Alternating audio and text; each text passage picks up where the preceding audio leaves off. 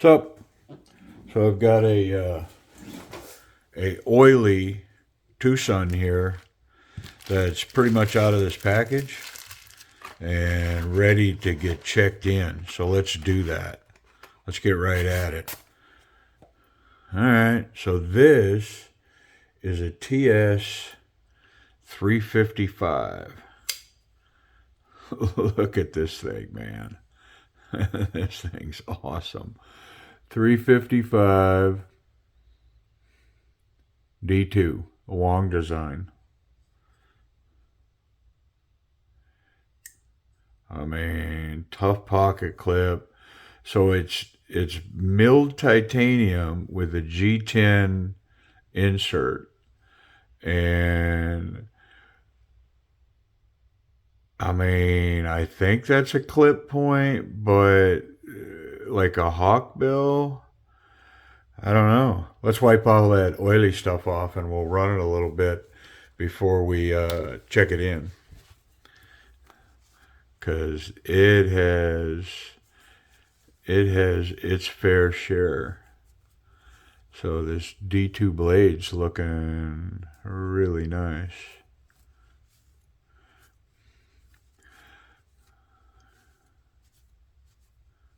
Okay. Yeah, very nice. So this probably wouldn't typically be on my radar, but there's another one, a straight up Krambit knife that I'd been watching. And so because I'd been watching it, this one caught my eye. And so I took a run at it. And it wasn't bent on getting it purchased. But I thought, I'll throw a bid at it. And I got it at a very reasonable price. So, okay. I mean, I like that. It's coming out wonderfully. Great action. It's got the back flipper. I think I can fail it. Let's try.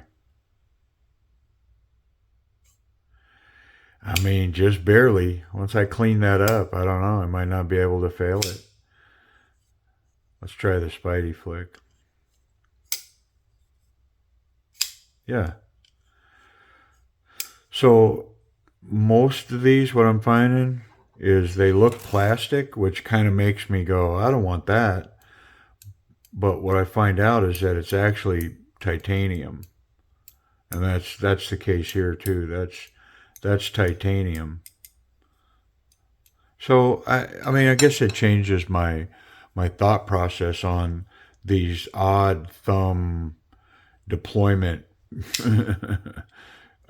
pins, or it's hard to call that a thumb stud because I don't think it's really a stud. But yeah, I like the action. It's running pretty good. I like it. All right. Well, hey, let's get in it and finish checking it in so we can really check it out. Not a lot of tension there. There's no Loctite on it. Everything here looks like TH to gain access, so for whatever that's worth to you. It's all TH, bigger hardware. And I think we're loose. I don't think that pocket clip has to come off of there. So let's separate scales. Yeah. It's just oily. I don't really see any dirt in here. Definitely oily enough that it needs to be cleaned up. For sure. Don't need all that drizzle coming out of there.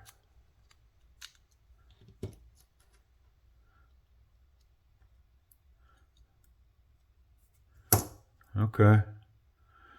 Backspacer. Probably knock these out real quick just so I can wipe everything. So we're completely disassembled except for these little G-10 inserts. And, to be honest, this thing's got so much oil on it that I'm going to look. Ooh, that one's tight. I mean, they put that on with a pneumatic gun. That thing was tight. All right. Not sure that they want that to come off of there.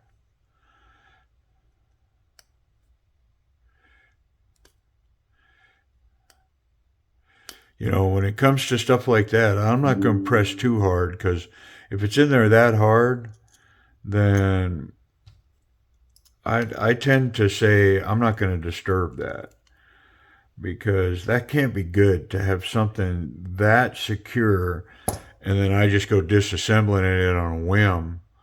So I'm going to leave that be. Well, let's wipe this down, and we'll get it put back together. Really light scale with that G-10 and this titanium. As thick as this knife is, that scale is super light. Very light scale. I don't know what this knife weighs, but I'll try to do a better guess when I get it back together. But it's not very heavy.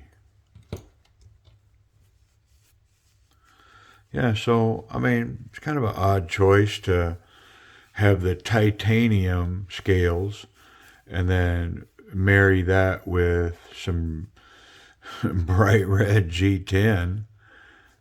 But, I mean, I don't hate it. I'm not gonna put it in that category. It's got an interesting look to it. And my initial thoughts, having it in hand, is I'm actually kind of intrigued by the knife now. Like, enough to where I think I want to let it ride in my pocket. I want to carry it around and cut it and use it and see what I think about it overall.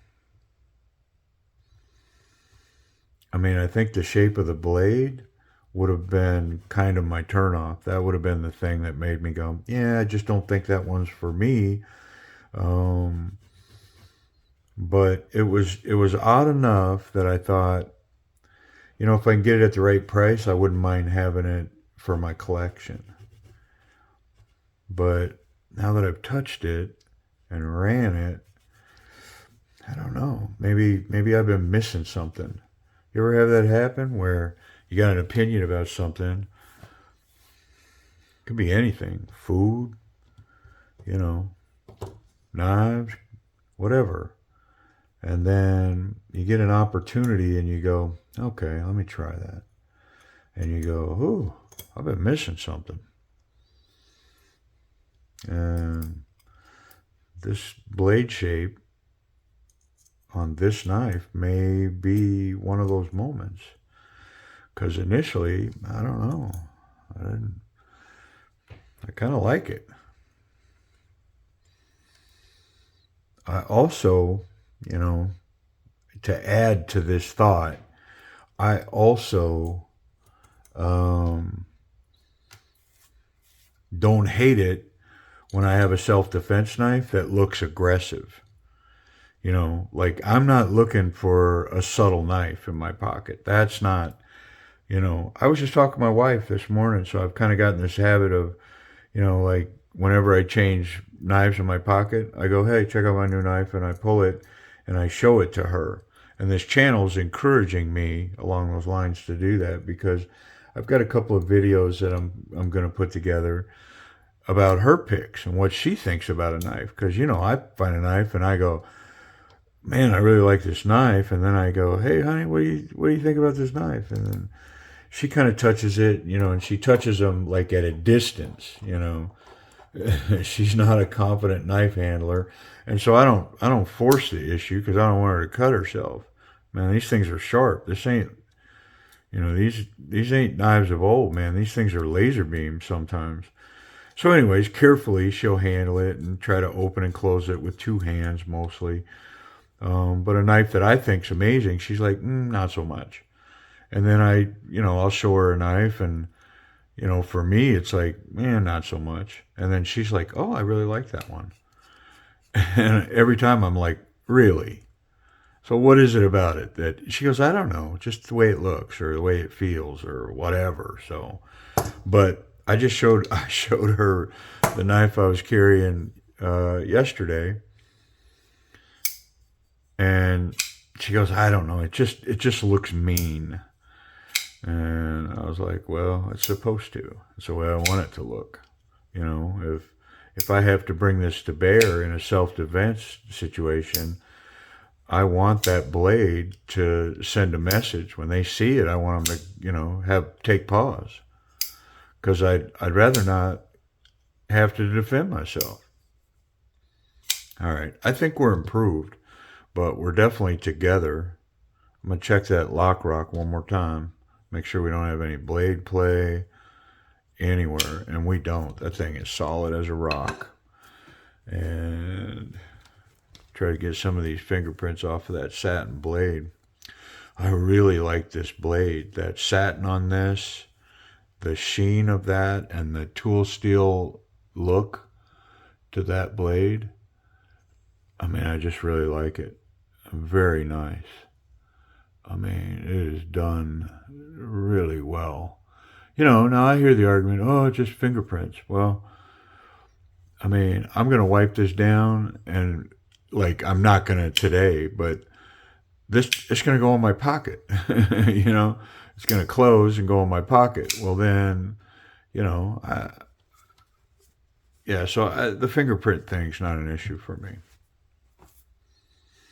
All right, so here we are. The weight thing, it's under 5 ounces. I'm sure of it. It's 4 and some change, maybe. I mean, it's pretty light. Thick scales. The scales are thick, but they were reliefed and light. Nice milling on them. Look at the milling there. Beautiful. I like the holes. The holes are kind of, you love them or you hate them. There's some designs that have those, and on this knife, me personally, I think they look good. This blade shape, it's intimidating. I think that if this came out of my pocket and that became the presentation, it may give somebody pause. So that action now is drop shut. It is, I don't know that I can fail it. I'm going to try. But it's drop shut now. Let's try to fail it.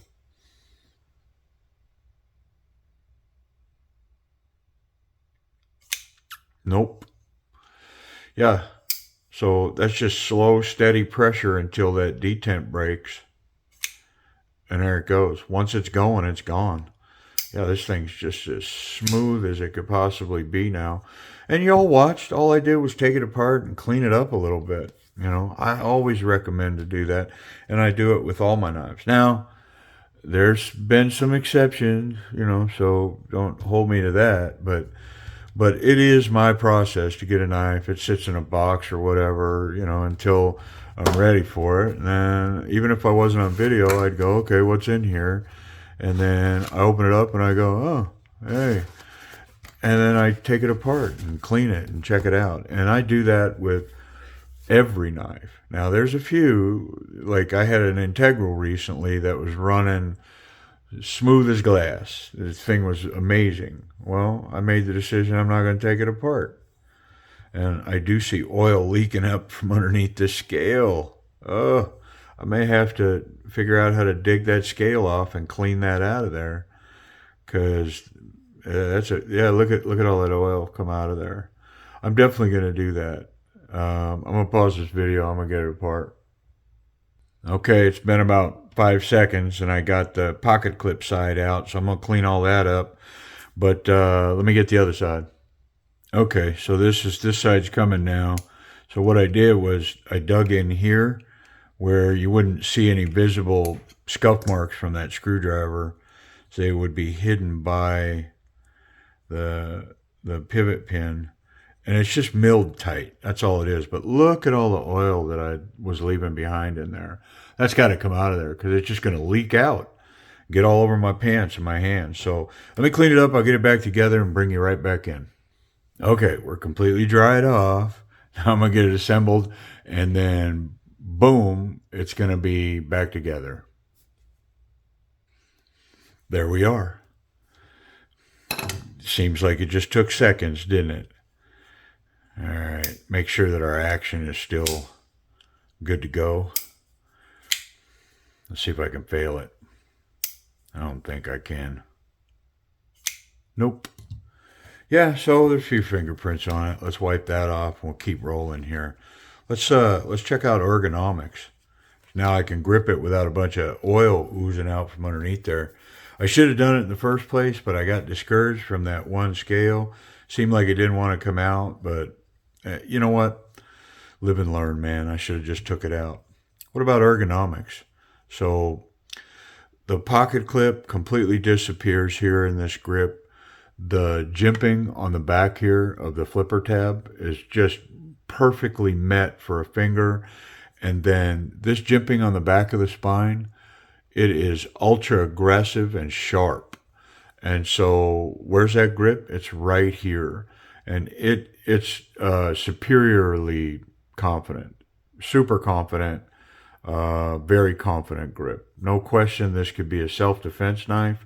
In my opinion, I can easily get up in here at any level and maintain my grip. Even a wet grip, I'm going to be able to maintain my hold on this knife, or just a power grip. Very locked in here, very comfortable, full four fingers. Yeah, the pocket clip's hiding right in the palm the way that it's supposed to. The grip on this knife is, I don't know that you could improve on it. It's that good. Feels wonderful in hand. And I can tell you that right here holding this, I'm really glad that I purchased this knife. I'm going to give it a rotation. It's going to go in my pocket. It's a little heavy. I'm going to go there. These thick scales, I'm going to say this is easily over 5 ounces. Normally I don't look, but because of how heavy it feels, I'm going to check. Yeah, so the stats on this say that it's just shy of 5.5 ounces at like 5.39. So that's what I figured. It was just over 5 ounces. It's fairly heavy, and a couple of reasons. It's got these huge, thick scales, and then that blade is a chunk, man. There's a chunk of steel there. Okay, let's check the pocket clip. I think it's going to be fine, but let's see. It's fairly low profiled, so I think on the thicker pants, it's probably going to struggle. It's going to bunch them up. But 1, 2, 3, here we go. Yeah, so it easily goes in, but towards the top, it's so narrow that these thick pants are struggling to get in there. It's just a tight grip, though. I don't hate it. Now, the second time I did it, it ran. So it's adjusting itself just with 1 or 2 passes in the pants, and now it's good to go. I mean, it just needed something to stretch it out, I guess. Yeah, so on a standard jean size material, yeah, it's going to run perfectly. Let's talk about how deep it is. So it's not very deep, but it's a milled titanium pocket clip. And so that's the nature of it. So it does reveal that I'm going to say it reveals that there's a substantial piece in your pocket. That's not a small profile. It's showing something there. But, that doesn't bother me either, because we're not restricted by law where I live to deal with any of that. So, I sort of reside in the camp. There's 2 camps, 2 trains of thought there. One is you should never reveal any of that, and you don't want anybody to know because they'll target you. The other side of the camp which is the camp that I personally reside in, is that I don't think that people are up to no good or looking for that stuff anyways. But if they are, I think it's a deterrent. I don't think that anybody willfully looks at a weapon on somebody and says, hey, that's the one I want to bother. I personally think it's kind of the other way, but I open carried a long time ago in Arizona every day. I carried a 45 openly. A Colt a big Colt 45 openly for many years in and around Phoenix and Tucson, and the only thing I ever got from it was occasionally a curious person would say, "Hey, why you carry that?" And of course, my answer was, "Well, because I can." You know, if I couldn't, well, then that'd be different. Well, hey, why are you doing that? But because I can, and I can arm myself, well, I'm gonna. Not everybody lives in that space, but anyway. So same thing with this reveal on the knife. That doesn't bother me one bit if that's visible to those around me that I have a substantial knife in my pocket. But yeah, that clip runs very well. I digress. Let me keep it moving. Safety. Where are we at? Man, this thing is. Let's see. Can I touch that blade? This ain't making me happy because it looks like it's right at the very top. Here we go. Okay, so I can just sort of nick that, and it's right behind that. I'm going to pass that because it's just a tiny little bit right behind that tab. So even if I came off of that, I think I'd be beyond it. I mean, like, I don't think it's an issue. All right. Well, in this, there's no way to contact that. Look how deep that hawksbill, that's what I'm gonna call it, is way down in there. So yeah, safety wise, the pocket clip runs. Tiny little contact on that backspacer, which, just to qualify that, even if it was a bunch, it probably would still make it into my pocket. You know, like I reveal these flaws in knives on a fairly regular basis, and then they get rotation in my pocket. I put them in there. So it doesn't keep me from carrying one of these knives or working with them. It's just nice to know that, hey, that thing's exposed, but this one's okay. So, sharp, does it cut?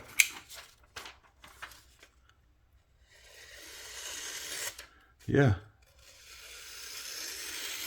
And yeah, the full length of that blade.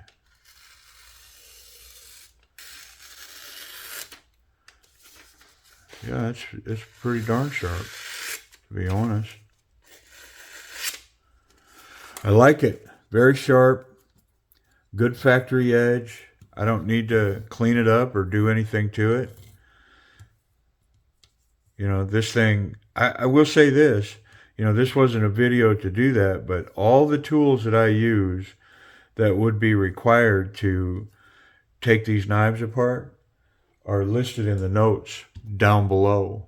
Where is it? Down there.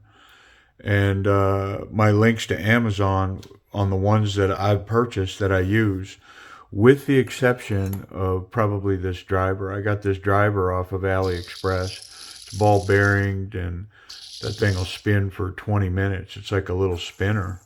It's pretty cool. But I got this off of AliExpress for $9. The only bummer is I had to, I bought it and then I had to wait 3 weeks or whatever for it. So, but yeah, I got that off of AliExpress.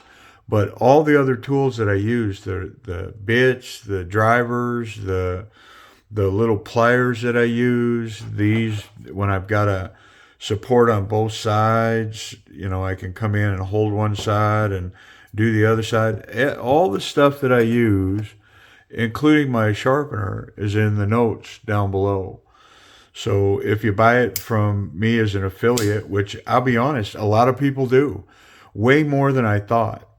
I don't even know how many purchases there is at this point, but there's a lot. And just so you know, you're not making me rich. So out of all the purchases that are down there, I've made less than $10. So it's not a mountain of money. At some point, maybe it'll be enough to buy a tool for the channel, and then I could say, hey, from the affiliation purchases, I bought this tool for the channel.